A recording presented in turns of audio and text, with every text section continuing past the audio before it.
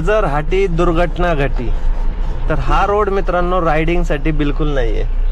But आता नवीन नवीन पोरांना कळत नाही या गोष्टी, कारण एवढे टर्न आहेत या रोडला। ह्या घाटात रस्ता जरी खूप चांगला असला तरी टर्निंग भरपूर आहेत, त्यामुळे इथं गाडी काळजीपूर्वकच चालवावं लागते, नाहीतर ऍक्सिडेंट हे निश्चित आहेत। त्यामुळे काळजीपूर्वक गाडी चालवा। या रोडचं काम झालंय आणि बघायचं एक्झाम्पल तर समोरच बस अजूनही उभी आहे का? समोर समोर ठोकलेली बस आहे। कसा वाटतंय सीन? आहा, एकच number.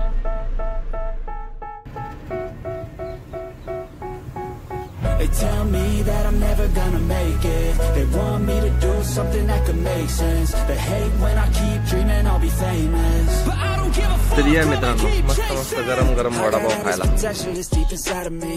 But they hate when you're successful cause they try to be. They sit there being judgmental because you're trying things and they just want you to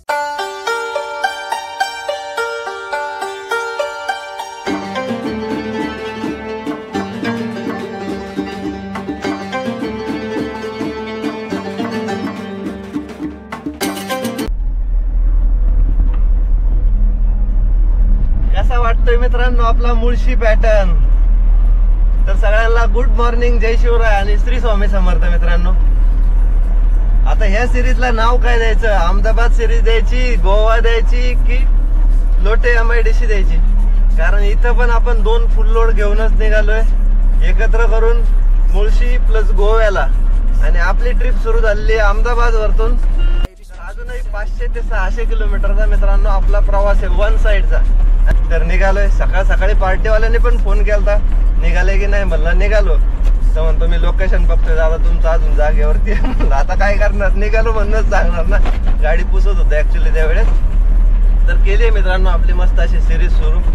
तुम्हालाही नक्कीच पाहायला आवडत असेल, एन्जॉय करायला आवडत असेल तर चला, नवीन सिरीज आहे अहमदाबाद ते लोटे MIDC प्लस गोवा, नक्कीच बघा। आणि अजूनही चॅनल वरती नवीन असाल तर सबस्क्राईब करा, कारण आपण जो रूट ट्राय करणार आहे मित्रांनो आता तामिनी घाटामार्गे करणार आहे। तामिनी घाट, महाड आणि त्यानंतर डायरेक्टली लोटे MIDC।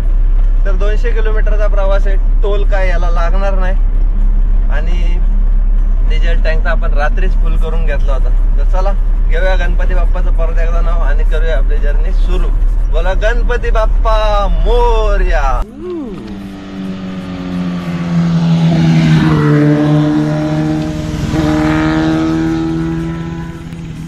हा मारण्याचा रोड आहे। ह्या रोडवरती जर अशी रायडिंग कराल ना तर नक्कीच। तर पोचलो मित्रांनो मुळशीला। मस्त असा परिसर आणि शेजारीच आपला मुळशी डॅम बघू शकताय, समोरच तुम्हाला दिसत असेल। लास्टच्या ब्लॉग मध्ये मित्रांनो आपण सापुतारा घाट कव्हर करण्याचा प्रयत्न केला होता। तर आता मस्त असा मुळशी डॅम तुम्ही पाहिला असेल। आता डायरेक्टली पोहोचूया मित्रांनो तामिनी घाटामध्ये। चला निघूया। नजर हाटी दुर्घटना घटी। तर हा रोड मित्रांनो रायडिंग साठी बिलकुल नाहीये। बट आता नवीन नवीन पोरांना कळत नाही या गोष्टी, कारण एवढे टर्न आहेत या रोडला। ह्या घाटात रस्ता जरी खूप चांगला असला तरी टर्निंग भरपूर आहेत, त्यामुळे इथं गाडी काळजीपूर्वकच चालवावं लागते, नाहीतर ऍक्सिडेंट हे निश्चित आहेत। त्यामुळे काळजीपूर्वक गाडी चालवा। या रोडचं काम झालंय आणि बघायचं एक्झाम्पल तर समोरच बस अजूनही उभी आहे का? समोर समोर ठोकलेली बस आहे। टर्निंग वरती सावकाश आला नसन, त्यामुळे याचा कार्यक्रम झालाय। त्यामुळे नक्की मित्रांनो काळजी घ्या आणि आपला प्रवास सुखाने करा।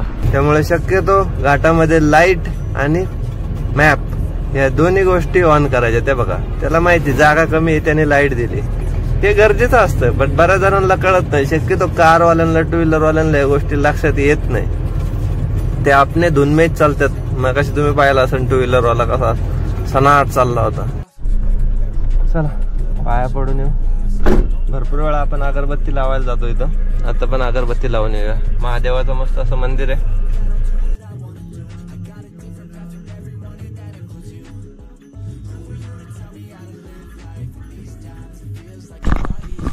तर मस्त असं सोमजेश्वराचं मित्रांनो आपलं आता दर्शन झालंय। बऱ्याच वेळा मी थांबत असतो, अगरबत्ती लावत असतो आणि मग पुढे जात असतो। चला आता पण अगरबत्ती लावली, दर्शन घेतलं,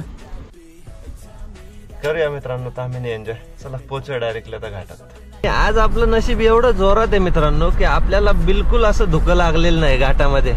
तर वन डे पिकनिकचं जर प्लॅनिंग असेल ना तर ताम्हिणी घाट आहे. हॉटेलची भरपूर अशी फॅसिलिटीज इकडे तुम्हाला खायला, नाश्त्याला, जेवणाला एक नंबर असं जेवण वगैरे भेटतं आणि पूर्ण नेचर एन्जॉय करता येतो. वन डे रिटर्न मस्त असे धबधबे एन्जॉय करायचे, घाट एन्जॉय करायचा, फक्त काळजीपूर्वक प्रवास करायचा आणि डिझेल वगैरे पहिलेच भरून घेऊन येत जा. इकडं तुम्हाला ह्या पॅचमध्ये डिझेलची वगैरे फॅसिलिटी काही नाही आहे. मुळशीमध्ये भरू शकताय, पौड पिरंगुटलाच डिझेल फुल करून या, किंवा खालून जर येत असाल म्हणजे घाटाच्या खालून तर मानगावलाच डिझेल भरून घेऊन येत जा. वेलकम टू रायगड जिल्हा. इथं काय हेअरपिन बँड नाहीये, हे मोठे मोठे बँड आहेत, मोठे टन आहेत. चला उतरूया घाट. कसा वाटतोय सीन? आहा, एकच number. O बंदरवा.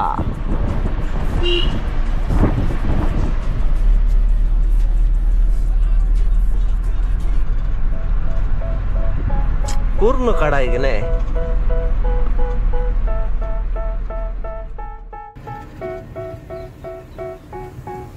They tell me that I'm never gonna make it. They want me to do something that could make sense. They hate when I keep dreaming I'll be famous. I'ma keep chasing. I got all this potential that's deep inside of me, but they hate when you're successful cause they try to be. They just want you to settle and do the right thing. So get it. 6 वाजून गेलेत. आता कुठेतरी चहा नाश्ता करण्यासाठी थांबूया मानगावच्या आसपास, महाडच्या आसपास, आणि मग डायरेक्टली पोहोचूया. कारण आपल्याला मित्रांनो ह्याच ब्लॉग मध्ये जाण्याची पूर्ण जर्नी कव्हर करायची गोव्यापर्यंत. तर ब्लॉग शेवटपर्यंत बघा आणि ताम्हिणी घाटातला सीन कसा वाटला ते कमेंट करून नक्की सांगा. तर या मित्रांनो मस्त मस्त गरम गरम वडापाव खायला.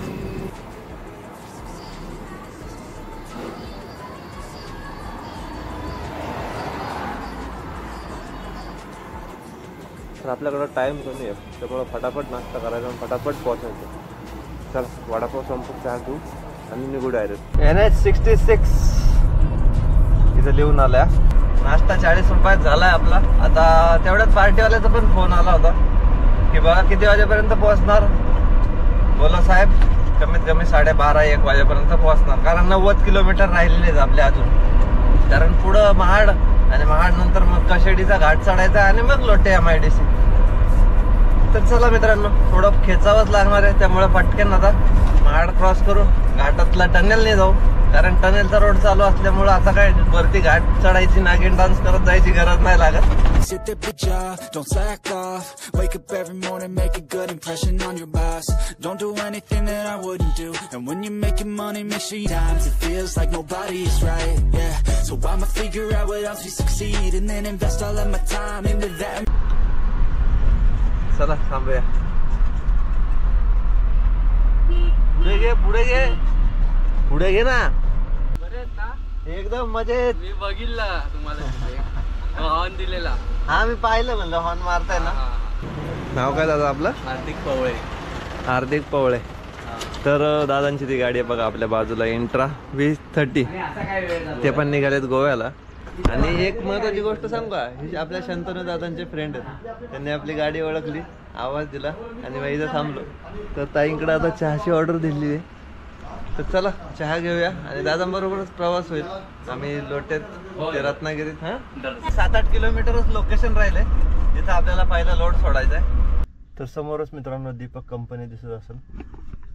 केमिकलची कंपनी आहे, त्यामुळे आतमध्ये काही कॅमेरा वगैरे अलाउड नसणार आहे. तर गाडी खाली करून घेऊया आणि मग आपली गोव्याची जर्नी सुरू करूया. चला टाइम जाईल, त्यांचा लंच ब्रेक चाललाय, बोलले लंच झाल्यानंतर येतो. तर ठीक आहे, काही प्रॉब्लेम नाही. घेऊया मित्रांनो गाडी खाली करून.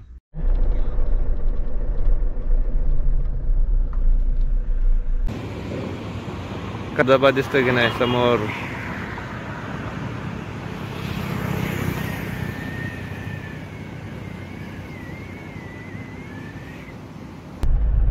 भरपूर असा टाइम गेलाय मित्रांनो, बट आपलं टार्गेट झालेलं आहे सक्सेसफुली. आपण कंपनीच्या बाहेर निघालोय.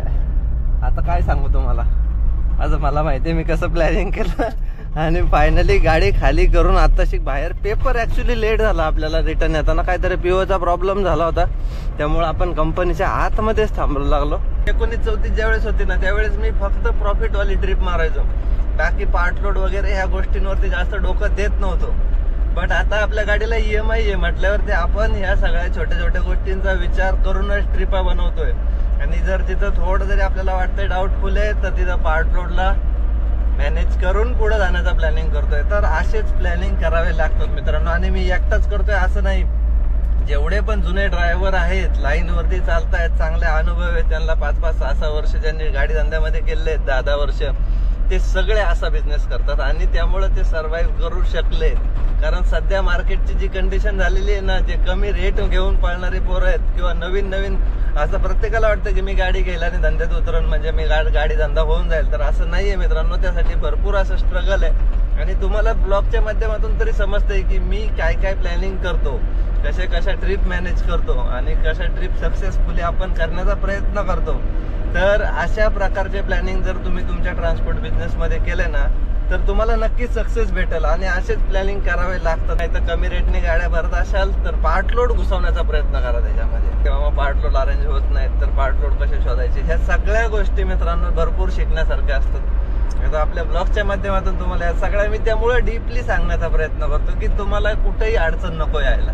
कसं काय करायचे, कोणते रूट वापरायचे, कुठं थांबलं, काय सगळ्या गोष्टी मी कव्हर करण्याचा प्रयत्न करतो.